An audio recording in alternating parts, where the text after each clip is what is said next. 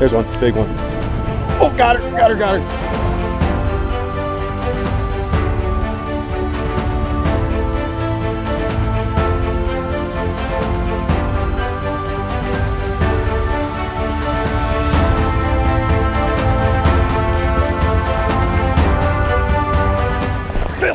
Got one. Oh, she got off. Oh, oh, that was a good fish, man.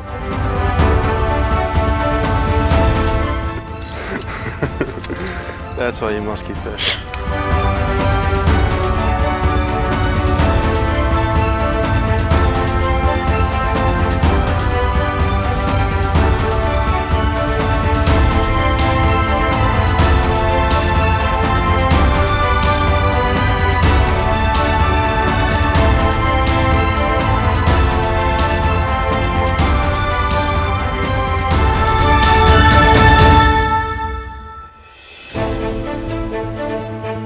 Scoop. Eclipse! Let's go!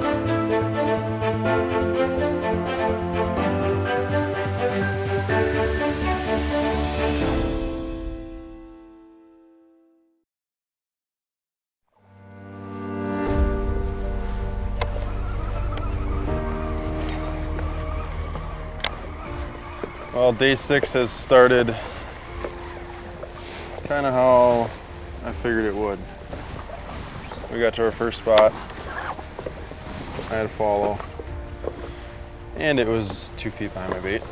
We've got a major cold front, as you can tell by the forest hat. It's August 22nd, and we've got air temps in like the high 50s or like right around 60 this morning. I think the low overnight was like, yeah, 55. Whatever, we're still gonna fish, but we're tired, we're sore. Regardless, we're gonna have to deal with this cold front for the rest of the time that we're here, the way it looks. Our midday temps are pretty bad. So it's gonna be tough. We're gonna have lazy follows. We're gonna have to capitalize on the bites that we get today. We might only get 1, we might get 2, we might not get a single bite, I don't know. But we're gonna stay positive about the whole thing and fish some really good stuff. We're gonna try and stay a little bit out of the wind, I think. Fish more bays, rock points on the south sides of the islands that we're able to fish so we can stay out of the 3-footers. Coming down the sturgeon this morning, it was a little bouncy out there today. Regardless, we'll make it work. We're gonna make it work. We gotta get a couple bites. We've got moonrise in like a half hour, so next spot.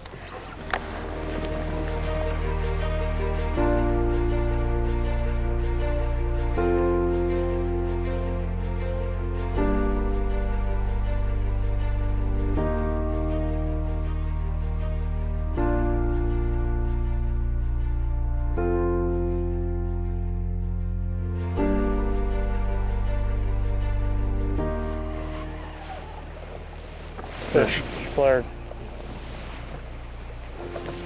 Decent sized tail on that one. Mm-hmm. That fish was a little hotter. He just flared for whatever reason. Here's one.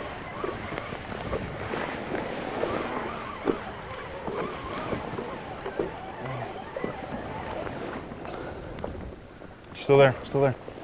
Yep. She'll flare again. That was a 45. Yep. Thick back on her.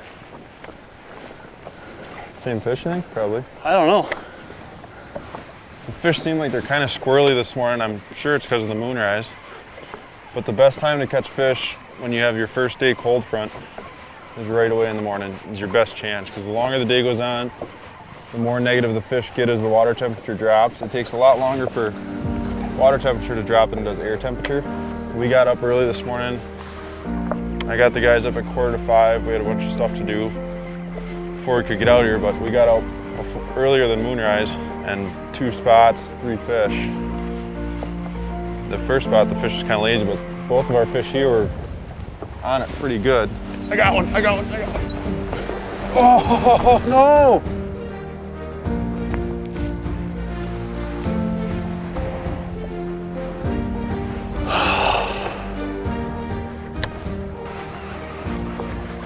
Your best chances in the morning, you can't screw it up. Just came out of nowhere. You see that one coming in, or no? Came out of nowhere. came from like under the boat. It was my first turn and she came from, I looked down, I had no time to even say anything, she was just on it. And bang.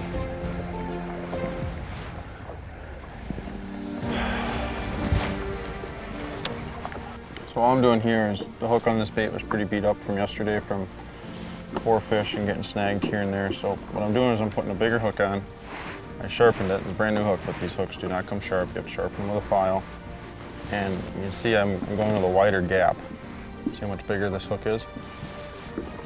A lot of times if I have to replace a hook on a bucktail, I have no problem with going with a bigger hook. It's not going to hurt you whatsoever. There's no negatives to having a bigger hook at all. Better hookups percentage, wider gap helps get those fish that really nip. So we're doing the same thing, we're going to put shrink tube back on it. Split ring back on.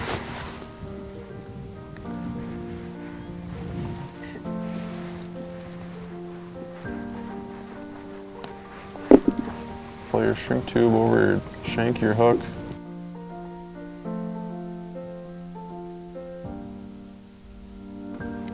All right. It looks like that's as much as I'm going to get it shrunk with this wind, but the point of it is so that hook is straight back. Granted, I'd normally get a little bit tighter, but we're fighting the wind and we're in our major. And I don't want to mess around with it anymore. It's a little floppy, but it serves the purpose. It's holding that hook straight back. It's not sagged down. So whenever these fish come and nip at the back of this thing, your hook points are back as far as possible.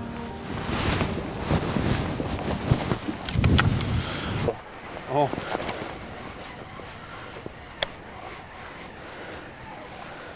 I would have won it this year, but I was off by a ½ inch. Fish, yep.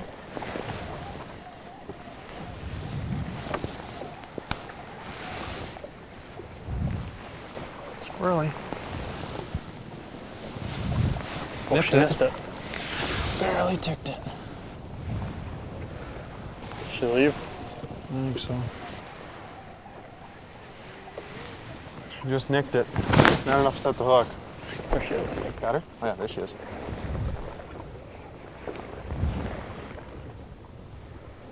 Just turned. She nicked me. Came in and then I made an extra 3 full figure eights. I didn't see her and then she came in on forest again actually. Maybe it was just sitting on the bottom. She could have been, there. yeah. A really good tip too is when you're fishing with a partner like this, try and get your cast so when one person's out from the boat, one person's in. So then when I pull my bait out to do another cast, he's just coming into his figure eight. So if there's another fish, that came in lazy on me that I never saw, they might get a look at a different bait when his bait gets to the boat. Just so we're not both at the boat at the same time, both figure eight, and then we're both away from the boat. Because you can pull fish in here that you never see. And it's just a matter sometimes of if they want a different bait. Try and, not synchronize your casts. You always want to be opposite. Typical cold front nipping. Let's go.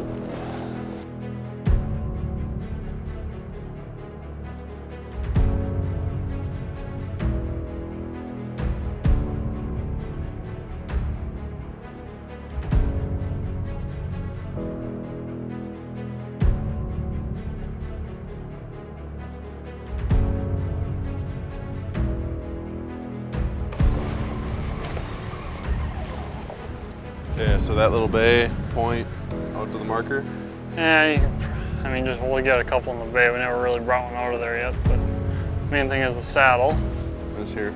The saddle to the third rock, and then yeah, coming down this edge and around. Saddle, current, rocks, deep water. What else can you ask for? Fish.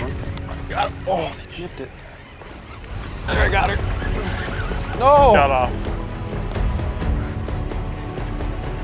Come on.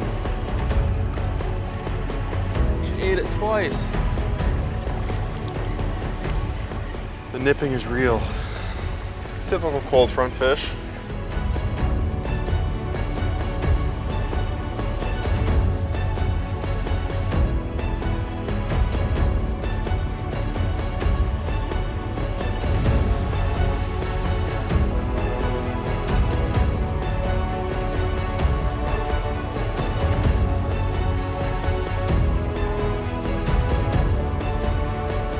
This spot should hold a 50-pounder with the rocks and cabbage that are there. So there should be a big one right here off this face. Hmm? Should be a big one right there. This thing right there. Double 50s? I'm down. Seen that show? I don't know if I do. 51 and a 53. Way late again. Yeah.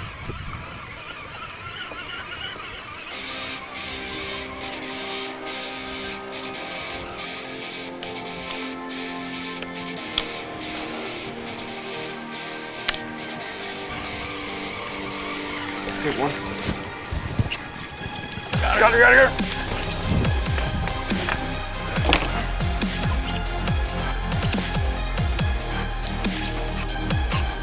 Just got her on freeze pool because I don't think I ever hooked that good.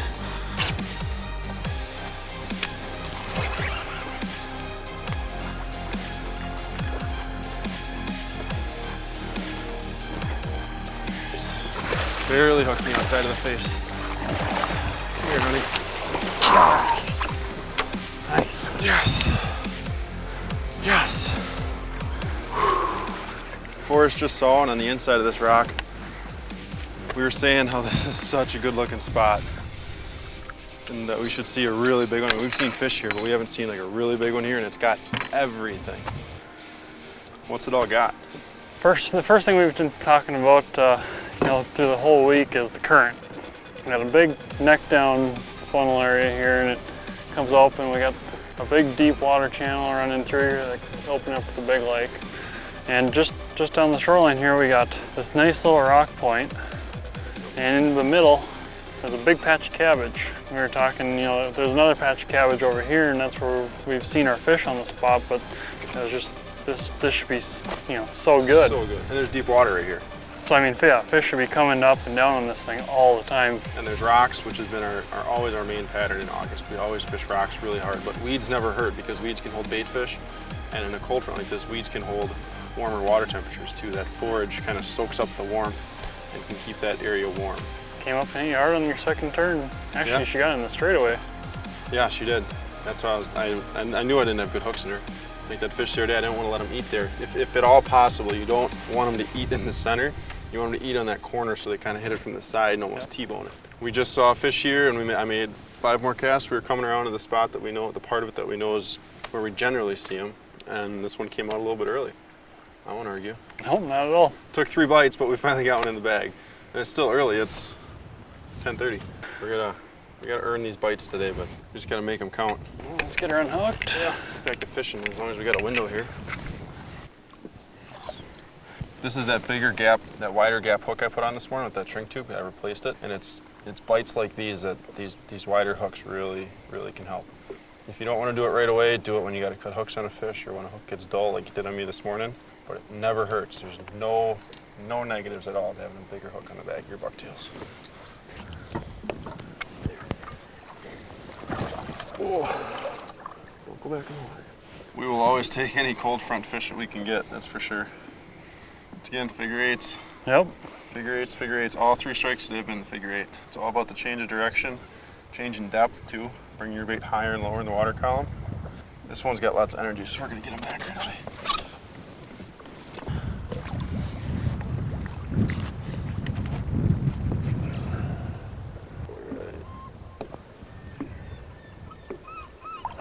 Just keep it under there, water. Oh, that was sweet. That was a good release. Great release.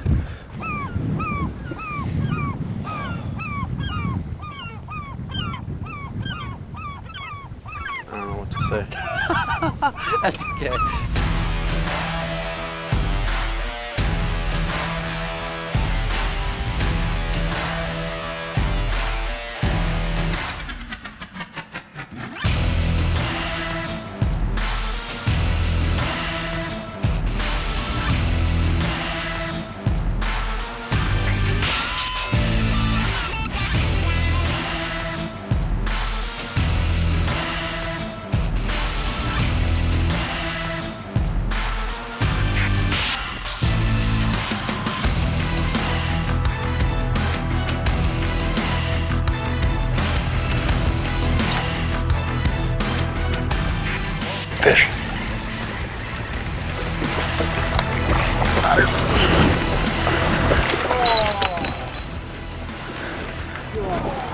What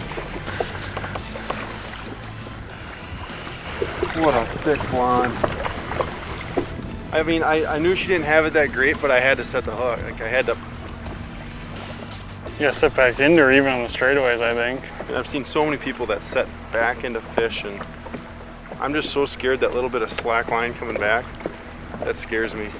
Like when a fish comes in like that, like, yeah, your moves boat side it's so much instinctively of what you've done in the past and what's worked. And I've never been really confident with setting back into a fish. I've never done it. That's really rough. I'm saying it was a 46, 47 inch fish. Yeah. Thick. Thick fish. Thick blondie. Cold fronts are tough when they nip like this. 10 after 12, we've had 4 bites today.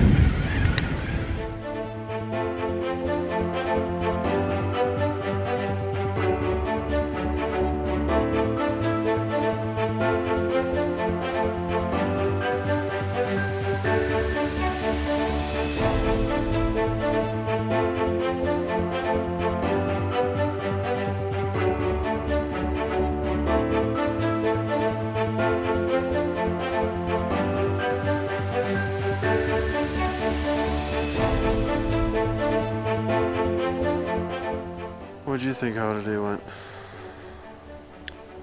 Yeah, we could have had ourselves a day. Lost a couple fish. Caught one. Another day of musky fishing. Yeah, right. Today was, I don't know, it went exactly how I thought it was gonna go. I guess I knew we were gonna get our bites in the morning. I didn't think they were gonna be necessarily at the times that they happened. Tomorrow's gonna be tough. Just gotta keep going. Yeah, we're just gonna keep casting. That's all you can do.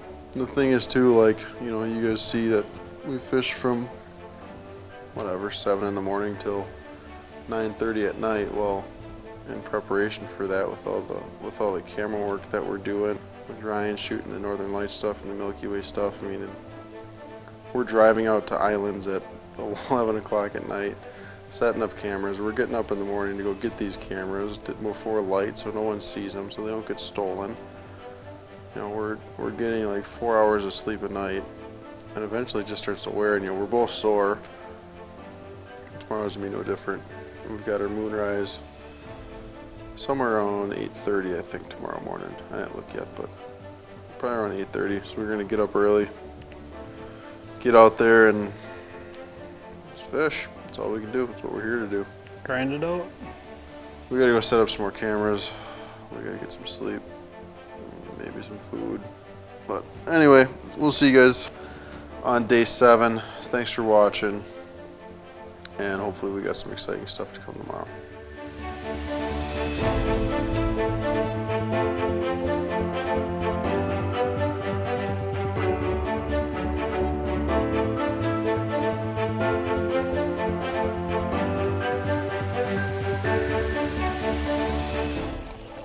Pike. Oh, what a strike though.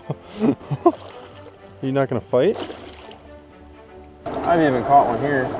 You caught one here? Yeah. Like off this point? No, up there. Really? Yep. Forrest, what do you got to say about that? No, with words. Use your words. Use your words. You Northern. You want me to unhook them?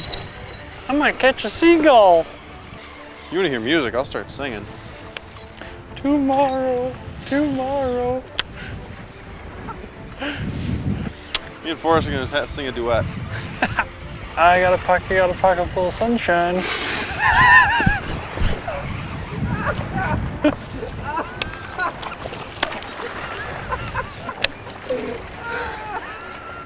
Now I know what he's always thinking when he's not talking. The man of few words. Oh my God.